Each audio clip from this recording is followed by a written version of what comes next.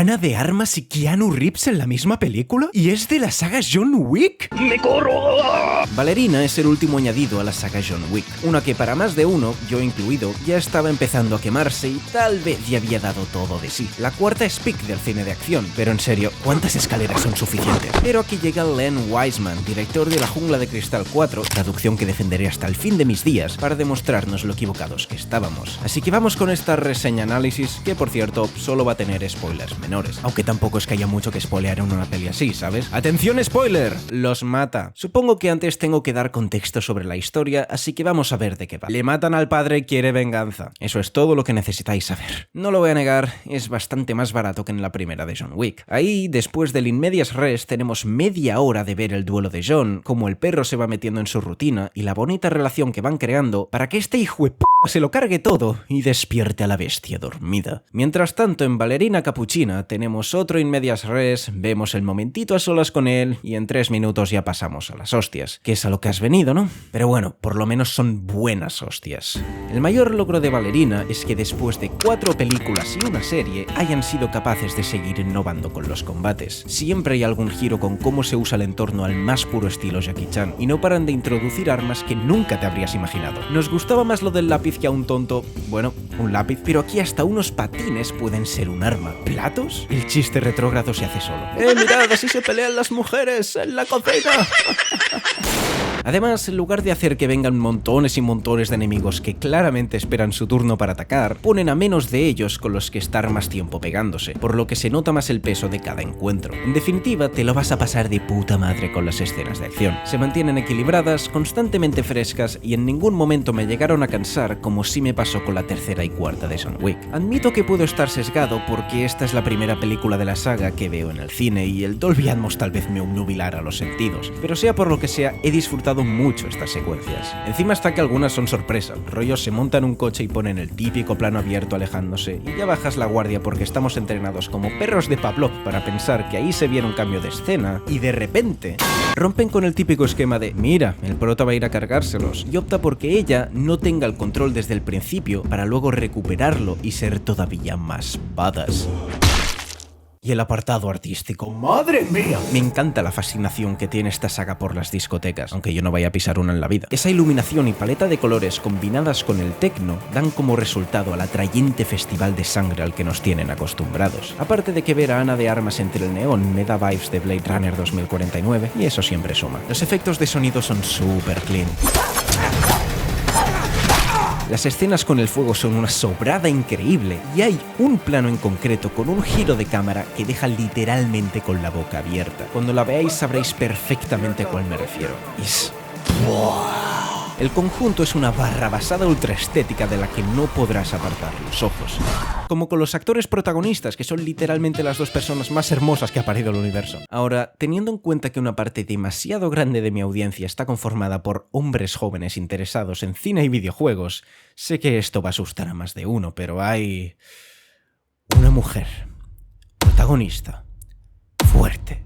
¿Por qué me da la sensación de que diga lo que diga alguien se va a enfadar en los comentarios? A ver, vayamos por partes que hay tela que cortar. Tenemos a una mujer, y esta mujer reparte hostias. Bien, esta es una peli de repartir hostias. Vamos por el buen camino. Luego, es biológicamente cierto que el género femenino suele estar en inferioridad de peso y fuerza respecto al masculino. Además, a nivel social, también lo está en consideración cuando a estos tinglados se refiere. Esto era uno de los desafíos a los que se enfrentaba esta película, pues tendrían que hacer creíble que una mujer de 55 kilos pudiera cargarse a montones de hombres de 90. Aquí es cuando subvierte la manida frase de pegas como una niña para convertirlo en otro estilo de combate. En una entrevista lo dejan claro, ella no es John Wick. John Wick es esta es Ana Ballerina, de nada. La propia Ana de Armas ha dicho que su exigente entrenamiento estaba enfocado en sus fortalezas, en cosas como las patadas, lo cual es lógico si es una bailarina, las peleas a cuchillo o dislocar extremidades. En esencia, este estilo consiste en abrazar esas desventajas para usarlas a su favor. Como dice su entrenadora, siempre serás más débil, siempre serás más pequeña.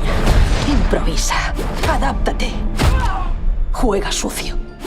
Esto se traduce en, como he comentado antes, aprovechar su entorno de manera inteligente, estarse más tiempo para acabar con cada enemigo y usar cada herramienta a su disposición. Así que al final lo que parecía ser un obstáculo resulta ser una de las mayores bazas de la peli y la razón por la que los combates se sienten novedosos.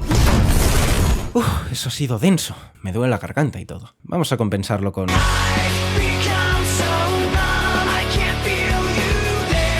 Luego, igual de importante que el cómo es el quién. El personaje de Eve no es para nada una Mary Sue. Esos que sin apenas dificultad consiguen unas habilidades prácticamente inverosímiles por su experiencia porque nació para esto o algo. Eve da tanto como recibe y tiene que currárselo muchísimo y pasarlo muy mal en los entrenamientos. Vaya, que no le dan nada de regalado y no sucede nada que te saque del realismo. Ya sabéis, el realismo de la batalla entre Harry Potter y Voldemort. Donde más vemos esto es en el enfrentamiento con el propio John, que no es spoiler, sale en los trailers. Aunque tal vez esto sea una excusa de mierda cuando vengo de hacer un vídeo de 24 minutos hablando de por qué nos spoilean en los trailers, pero bueno. En este combate, como es lógico, Eve no tiene nada que hacer contra el legendario Baba Yaga. Él cree en la igualdad, sea hombre o mujer, te cruza la cara. Ahora, ¿por qué no nos planteamos por qué John está aquí en un primer lugar? Supongo que en la historia tiene sentido que lo envíen a él porque cronológicamente esto pasa entre la tercera y la cuarta, e imagino que le debe una a la rusca Roma. Pero seamos sinceros, que John esté en esta peli es puro marketing. En los trailers casi lo ponen como si fuera un coprotagonista, pero no está más de 15 minutos en pantalla, sale un poco al principio y un poco más al final. ¿Para qué? Para hacer de niñera. ¿Por qué? Porque esta preciosa cara mueve millones. Habrá tres tipos de reacciones a esto. La primera, quien se alegre solo por verlo y enhorabuena, no eres un amargado. La segunda, quien querría que hubiera salido más porque los trailers nos mintieron y... ¡publicidad engañosa! Y la tercera, quien no le encanta que esté aquí, pero entiende que tenían que vender más entradas. Yo soy de estos últimos porque, al fin y al cabo, no he ido a ver una película suya. Es más, si me pongo capullo, casi te diría que me sobra su presencia. Perdóname, quiero. Sí, sus apariciones estelares no es que no funcionen, son consecuentes con el personaje. Capturan ese sentimiento que luce especialmente desde la tercera entrega de estar hasta la polla de todo. Yeah. Pero de nuevo, ¿qué necesidad había? Pues porque aparentemente Ballerina no es capaz de valerse por sí misma, ni como personaje, ni como película. Por eso tenemos que meter con calzador al gancho comercial con el que tenemos familiaridad en un rol paternal para la novata. Y por eso tenemos que imponer esta portada tan genérica llena de cabezas flotantes sobre la que aparece sola y siendo el completo centro de atención. Me apena la poca confianza que tenían en este proyecto. Pero bueno, todo esto habla más de las decisiones que rodean a la película que de la propia película. Así que no nos desanimemos porque toca clase de mitología eslava. Lo sé, todos lo estabais esperando. Una cosa que me ha llamado la atención de la trama es que se haya introducido el rol de Kikimora, es decir, de asesino y protector a partes iguales, justo para la protagonista de esta película. Me ha dado por buscarlo en Google y... ¡ah! ¿Qué cojones es esto? Parece un pterodáctilo fusionado con la castañera. Y luego ponen esto. Oh, pero si esto es del The Witcher. Se ve que esta cosa es una criatura de la mitología eslava, la cual es mega turbia y a los creadores de esta saga les flipa, que se dedicaba a asegurarse de que el hogar funcionaba como Dios manda. Bueno, el dios eslavo, que a saber cómo será. Perú. Este ser acechaba desde las sombras y se dedicaba a ayudar y cuidar en la casa si le gustaba cómo estaba ordenada, o estrangulaba a maridos gandules, niños maleducados y mujeres que no limpiaban.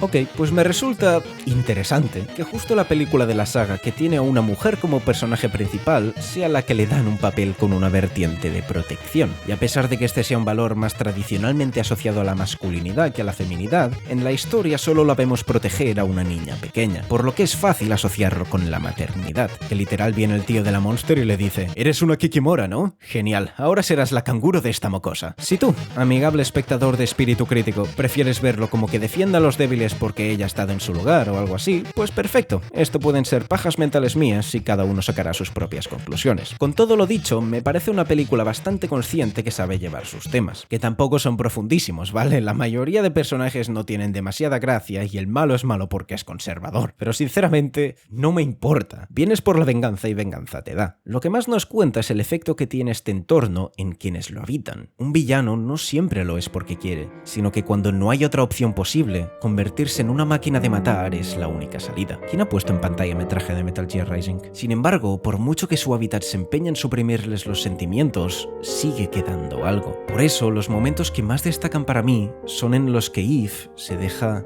sentir. No estoy hablando de enamorarse, de hecho me alegra mucho que no hayan forzado una subtrama amorosa y es triste que tenga que estar celebrando esto. Me estoy refiriendo a llorar. Esto no es que ella tenga permiso para ser sensible porque es mujer. No. John lloraba más desconsoladamente en la primera película y es el macho más macho. Lo que esto es un síntoma de que todavía es relativamente novata y no está acostumbrada al 100% a las atrocidades. Porque por mucho que se muestre mayoritariamente estoica, aparta eso de mi vista, en el fondo sigue habiendo una niña asustada. Porque esa es otra. En una peli, el personaje de Eve evoluciona más que el de John en 4. Reconozco que es una comparación injusta porque a ella la seguimos desde que es pequeña, pero aparte de sus pocos momentos de humanidad, la personalidad de John es ser un tío frío que mata mucho y muy fuerte. ¡Wow! Que me sobra y me basta, pero es curioso compararlo con la cinta que hoy nos ocupa. Al principio de su carrera como asesina, se nota que Eve está verde. Se lo monta bien, pero le dan bastante pal pelo y aún es capaz de perdonar vidas. Sin embargo, luego transiciona dentro de unos pocos meses y está rodeada de los cadáveres que ella misma ha provocado. Con la mayor de las frialdades envía pruebas de que se ha cargado a quien debía y tiene muy interiorizadas las estrategias que usar a su favor. Claramente, ha aprendido y este mundo la está cambiando. Por otro lado, apenas nos dice nada que no sepamos ya sobre cómo funciona este mundo en sí. John Wick no adapta ninguna novela gráfica o cómic ni nada por el estilo, sino que es un universo concebido desde sus bases en el séptimo arte. Y ya que tiene un lore original tan interesante, me habría gustado que lo explorasen un poco más, aprovechando que esto es un spin-off. Y de spin-offs parece que va a ir la cosa. Ya se ha anunciado el proyecto derivado protagonizado y dirigido por el man que hacía de Kane, nuestro ciego favorito, incluso por encima de...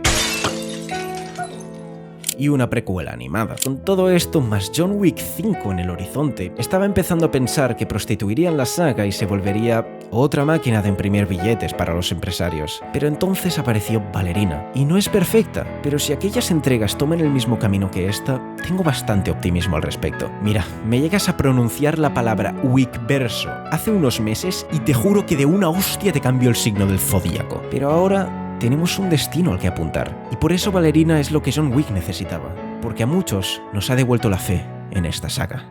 Así que, en conclusión, si te gusta la saga John Wick, te animo de todo corazón a que la veas, porque no veo manera de que no te guste. Y si eres nuevo en esta saga, te diría que le dieras una oportunidad igualmente si te apetece una buena dosis de acción desenfrenada, sin muchísimas pretensiones narrativas. Es peak de este año. Te aseguro que no te decepcionará. Aunque a mí sí que me decepcionará si no te suscribes a mi canal y me sigues en Twitter, donde os mantengo al tanto de las mierdas en las que ando metido y republico memes que me hacen gracia. Y por supuesto, si tu opinión difiere de la mía, déjala en los comentarios. Y si no, también. Siempre viene bien para que YouTube promocione más el vídeo. Venga, nos vemos, chavales. Espera, que me están llamando. Que no, perdóname. No.